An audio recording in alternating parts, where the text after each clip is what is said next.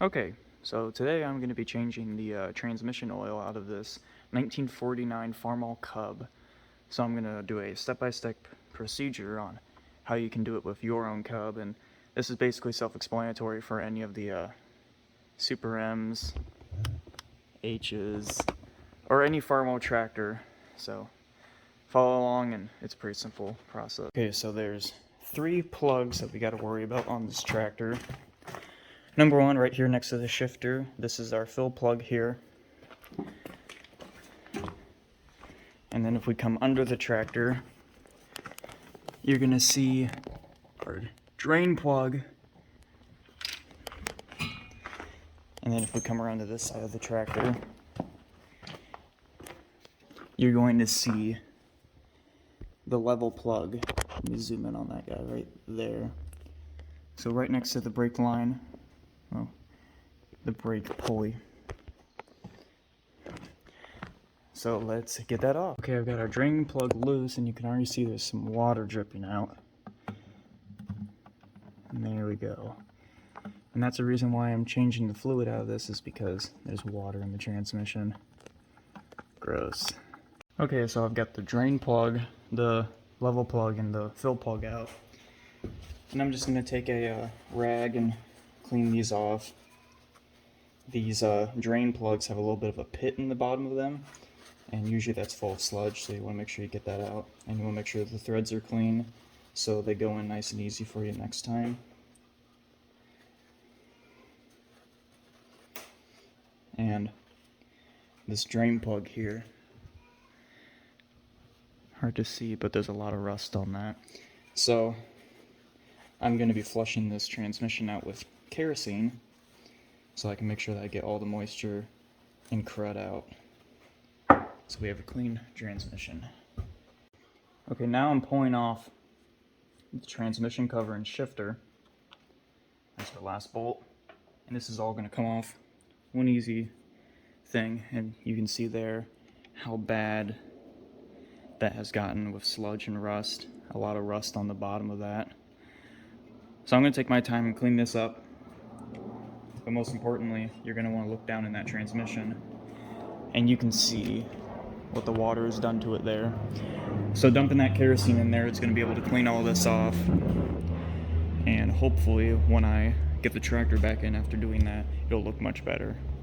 Okay, I took some rags and I cleaned out the best I could on the top of the transmission there, so I'm going to take some kerosene here and dump it in and soak it up a little bit, since it gets the least amount of flow.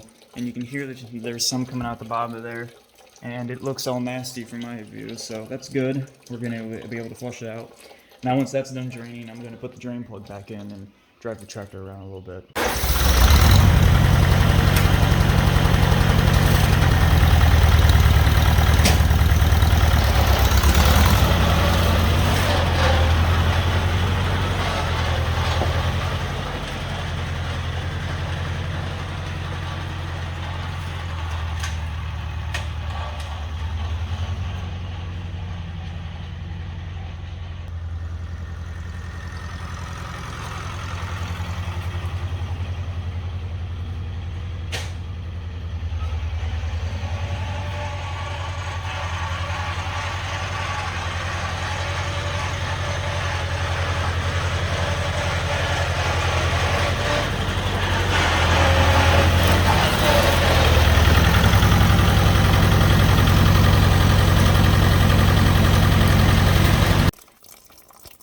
Okay, I'm taking the drain plug out again, and you can see mostly all that kerosene coming out. And you can see how much sludge is coming with it. That's mainly drained out. Put a paper towel in there, and I'm going to try to clean out those threads. Okay, I just took our fill plug out. I've got the drain plug at the bottom all tightened down. And I'm going to put some Napa 8890 gear oil in the tractor. This thing calls for 1 75 quart, so 3/4. So I'm going to put a whole bottle of this in, and then 3/4 of another bottle, and then hopefully we will start hearing it come out of the drain plug or the fill plug at the bottom.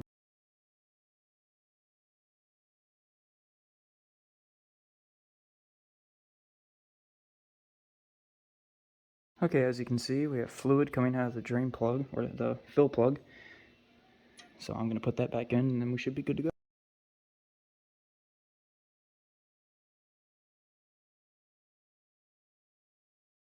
Here's my 1952 Super M. We come up here on the top. So this is the fill plug here. This is the check level plug, which is just next to the brake and the clutch rod. And the drain plug is back here. Kind of hard to see because I have this 3-point in the way. But here's the PTO shaft.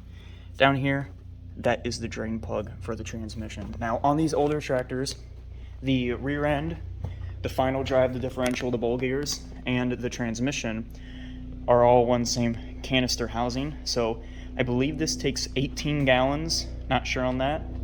The H here takes 6 gallons, and it's the same location for the all the plugs on this tractor as well. And this guy here just takes 1 7/5 quarts.